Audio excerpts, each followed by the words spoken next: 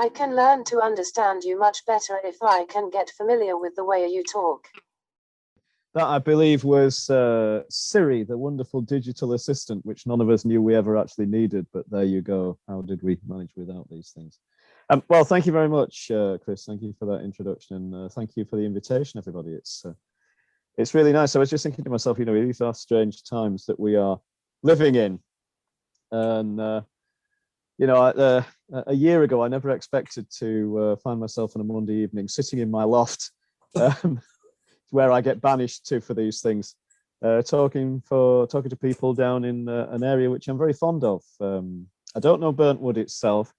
I know Lichfield very well, and I've been a visitor down to the Lichfield Mystery Plays on a number of occasions. I don't know if any of you have seen them, but I had the privilege of being able to take part in them a few years ago. So it's very nice to be able to talk to people this evening. So thank you for the invitation. Let's get cracking. I'm looking out of my window and the snow is flurrying past up here. So it's a nice time to share an evening. My briefing tonight is to talk to you a little bit about the Women's Land Army, the history of the Women's Land Army, and the contribution which it played, the many contributions which it's played to our history. There are many of you may be familiar already with the Women's Land Army, or the WLA, as it's known, and in your researchers, you may in fact come across family members or ancestors who have been members of this organization. And some of you may also, I don't know, have actual memories of having met people who were in the Women's Land Army. But I will assume that we start with a blank piece of paper. And I'll go right the way back to the beginning. Now, the Women's Land Army, despite its name, was a civilian organization throughout all of its history. It had its roots in the First World War, but it actually came to full fruition during the days of the Second World War and the period immediately thereafter. As the name implies, it was a labor organization which brought women and girls to work on farms and in agriculture during a time of particular national need. Now, I'm going during the talk tonight to share some PowerPoint slides with you and some photographs. And fingers crossed, there is also a short 10-minute video, which I will play towards the end of the talk, which actually features the voice of Land Army veterans themselves. The organization, I always say, deserves a far better champion than myself and a far better voice than I can bring to it, but I will do my best. Okay, let's start a long way away from our subject. I want to talk about empires and what empires do and the kind of problems that they face, because it is very, very pertinent to the history of the Women's Land Army. Let's go back to the end of the 19th century and the beginning of the 20th century, very, very early years of the 20th century.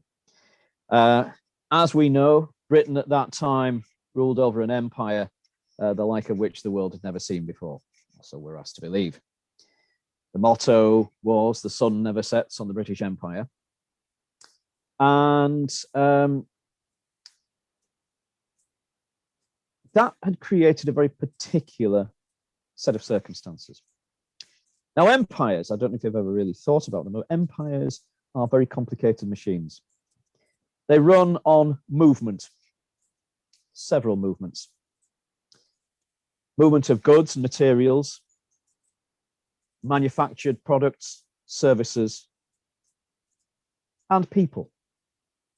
Now, the British Empire at the start of the 20th century was a very complex and fast-moving organization. Now, typically within any empire, and this is equally true of the Roman Empire, by the way, the main flows are towards the center of empire. You see flowing foodstuffs, raw materials, and resources. And away from the center of empire, you get the flow of manufactured goods, services, and skilled manpower out to administer and run the empire. Now, for the British Empire at the start of the 20th century, through several years of quite deliberate strategy, those flows traditionally saw foodstuffs and raw materials flowing towards Great Britain. These flows, of course, took place along the arteries provided by the world's greatest merchant fleet, protected by the world's most powerful Royal Navy. And government policy for many years had been to protect that system, to protect that method of operation. Okay, we see how that works. We can see why that works. But let's just think of the implications. British agriculture at the start of the 20th century, I think it would be an oversimplification to say it was in decline, but it was certainly in stasis. Britain was producing a very small proportion of the foodstuffs which were actually being consumed on the plates of the nation 3 times a day. Various estimates are available, but we can be more precise at the start of the Second World War. But at the start of the First World War, estimate is that between something like 75 to 80%, and in some cases 85 to 90% of the foodstuffs which we were actually consuming in this country were imported. They were brought towards the center of empire along these lines that we were talking about.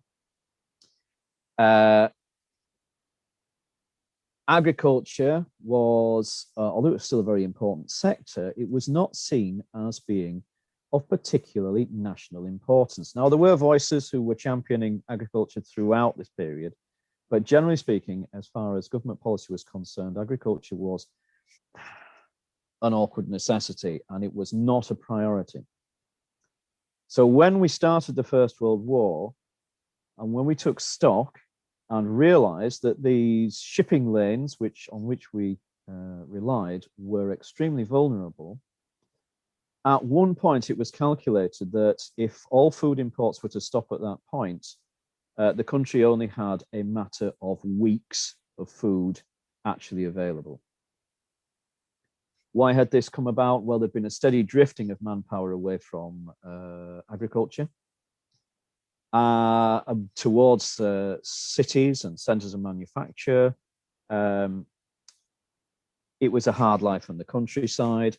And of course, as a consequence, agriculture was in something of a stasis. It was a very, very static industry.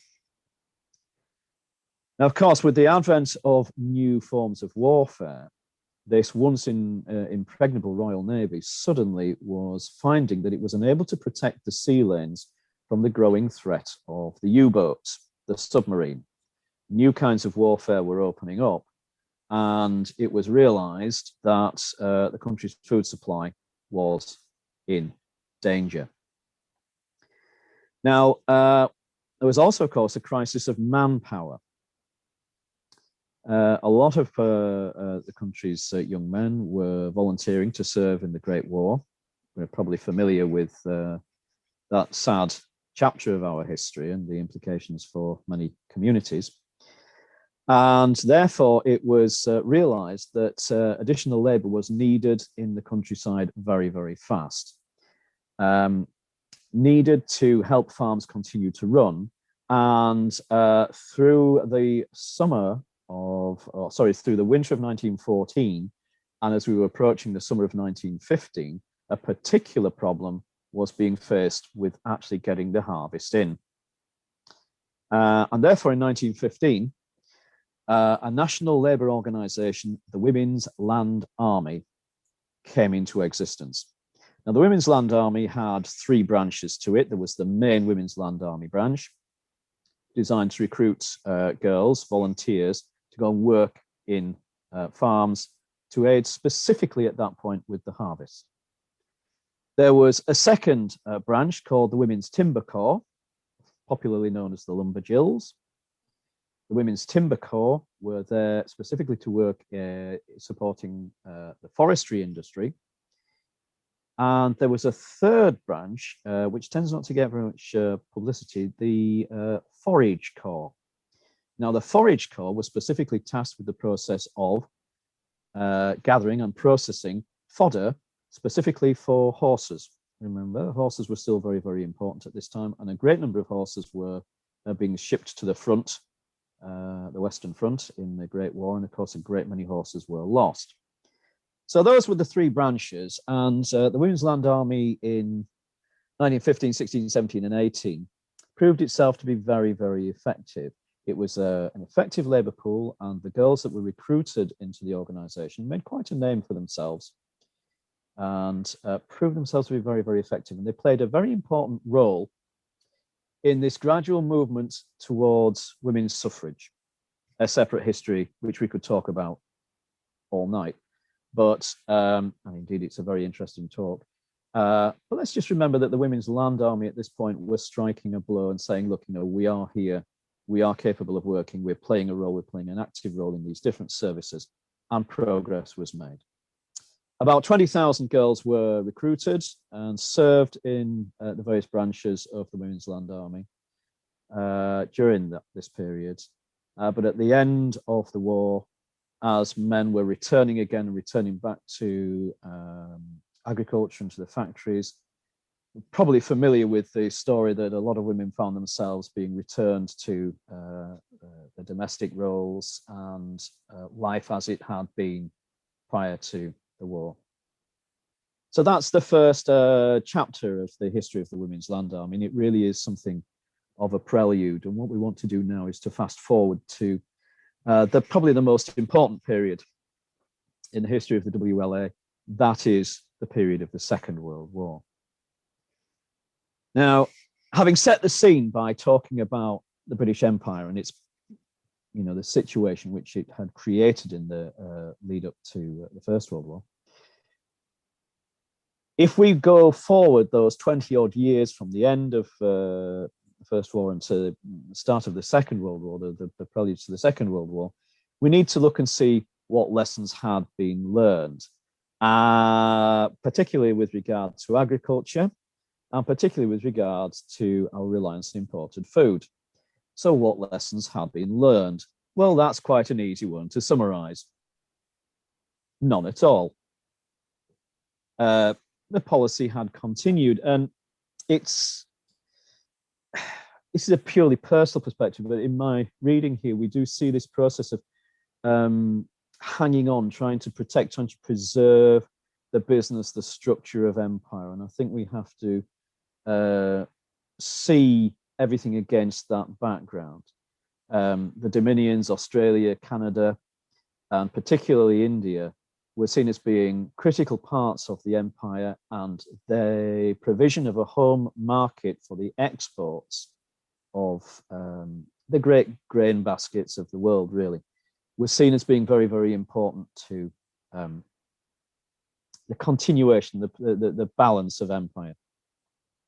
So, of course, as we arrive at the start of the Second World War, the opening shots of the Second World War, what was the situation in Britain? Well, we were producing, once again, about a third of our domestically consumed food.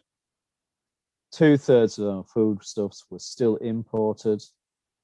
They were still imported along the same maritime arteries, and we were fighting again an enemy who was very, very well aware of the importance of supply lines. And of course, the U-boat threat in the Second World War, well, that's a story with which we are all very, very familiar.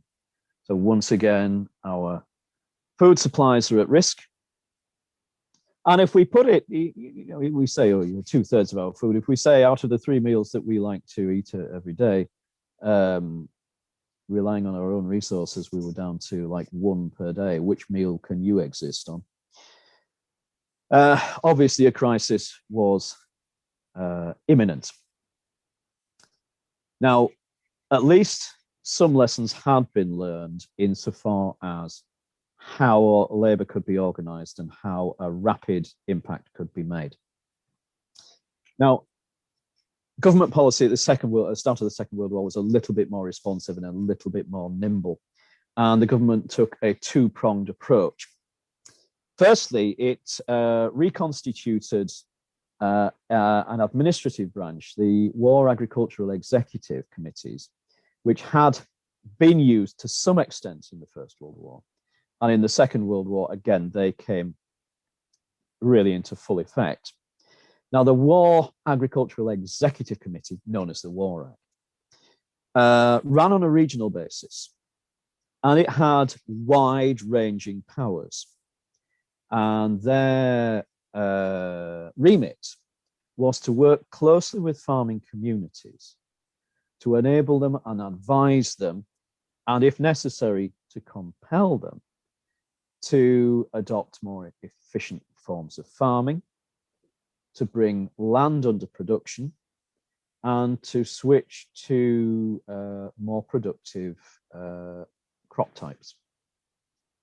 Now, the War Ag, as they were known, were not particularly popular because I don't know if you are familiar with the farming communities. I work with them very closely in my role as curator at the Yorkshire Museum of Farming. Farmers just love being told what to do. It's their favourite thing. So at the start, the War Ag had something of an uphill struggle, but they proved themselves very, very quickly. Now, one of the problems that agriculture was facing was that land had been, to some extent, neglected. It had been, farming had been put over to more profitable things, typically meat production. Difficult land, marginal land had been allowed to lay fallow or had been used for not particularly productive purposes. So under the direction of the War Ag, the amount of land under cultivation between winter 1939 and winter 1940, the amount of land under cultivation had increased by 1.7 million acres. That's in the space of 12 short months, and we've got this huge increase in productive land coming available. So that was one prong, and throughout the War Ag continued to work very, very effectively with farmers to bring land under cultivation. The other arm, the other prong of this attack was the reconstitution of the Women's Land Army. Now, at this stage, I'm going to attempt to share with you a PowerPoint. My apologies for what will inevitably be. Come on, there we go. Now then, I am just going to ask somebody, Chris, I can see you. Can you just give me a wave if you can actually see the PowerPoint? All right. Yeah, we're on the first page, Mike. Splendid. Yes, I apologize, it's a little bit raggy. It's always going to be this, but I think it gives it something of a nice gritty feel to it. There we go. So, Women's Land Army, just running back over some of those dates and facts which I gave you. This slide here reminds us that the Land Army, although it was first founded in 1915, 23,000 women overall were recruited there. It was disbanded in 1919, revived again 20 years later, and by the time it had stood down in 1950, over 200,000, and I think in fact it was something like 220 something thousand women had passed through the ranks of the Women's Land Army. Now, one of the most effective things that was done at the start of the war was appointing this lady, the redoubtable Gertrude Lady Denman, to reform the Women's Land Army at the start of the Second World War. Now, this lady is a real character, and she has a fascinating life story and played quite a role in history. She had lived in Australia and Canada and had been very, very active as the wife of a diplomat. She had been the chair of the combined, I can't remember the full title of it actually, but it was the Women's Institute, basically. She'd been the national chair of the Women's Institute, and she'd had a particular role in establishing an agricultural section of the Women's Institutes. So she was well grounded in agriculture and had also got something of a very interesting international perspective. Her time in Australia and Canada had brought her into contact with new techniques and new ways of thinking. So she was a well-informed person. In her youth, she had been very, very active in the campaigns for women's suffrage. And I certainly get the impression that you would not pick an argument with Lady Denman lightly. Certainly not twice. And she threw all her energies into establishing and organizing the Women's Land Army. She made her home at Balcombe Place in Suffolk available as the national centre, the headquarters of the Women's Land Army. And using her extensive network of contacts, she built a very effective organization. So how did the WLA work? Well, it was run on a regional basis. Each region was divided down into sub areas and smaller administrative units. And Lady Denman recruited regional organizers cut from the same cloth that she was, basically. There was an entirely female organized and run organization. And up and down the country, key people were put in place to act as county organizers and recruitment officers. Now, a very effective recruitment campaign was run. You may be familiar with some of the great iconic images of the WLA recruitment program at the start of the war, and people were exposed to posters emphasizing that a healthy life is available, encouraging young women to go and put their labor to work on the land, to bring themselves forward as Land Army volunteers. This particular image here, often scoffed at by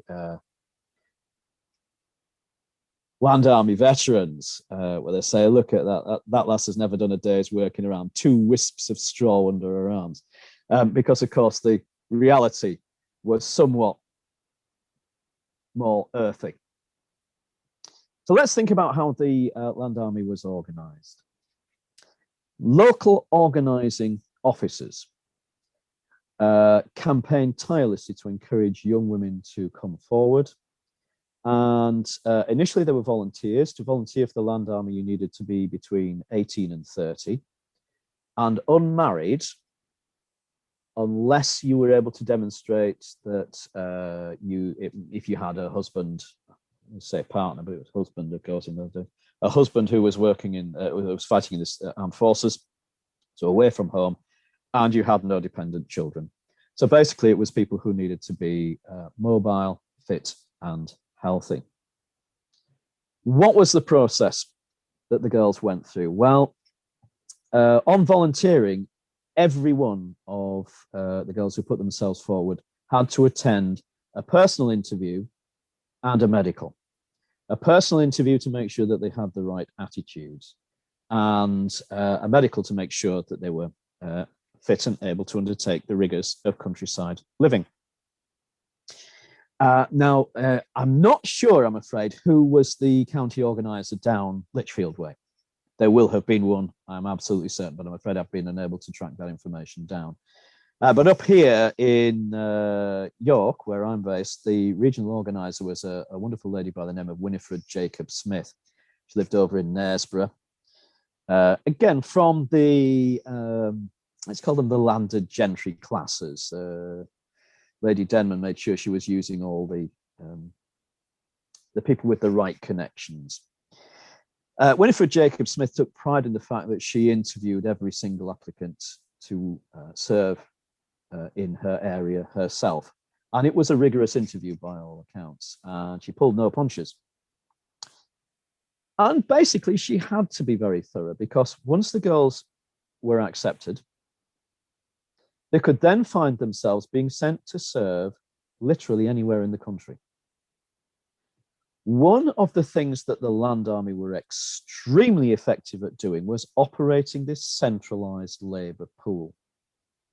I know the tales of many girls who joined in York and North Yorkshire and found themselves being sent to serve down in the home counties or in Devon.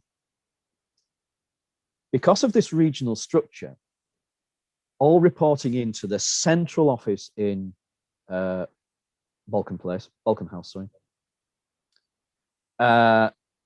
The Land Army was able to identify needs in one particular area and match it with resource from another area if necessary. So girls were finding themselves sent up and down the country. And this was a very, very effective way of operating.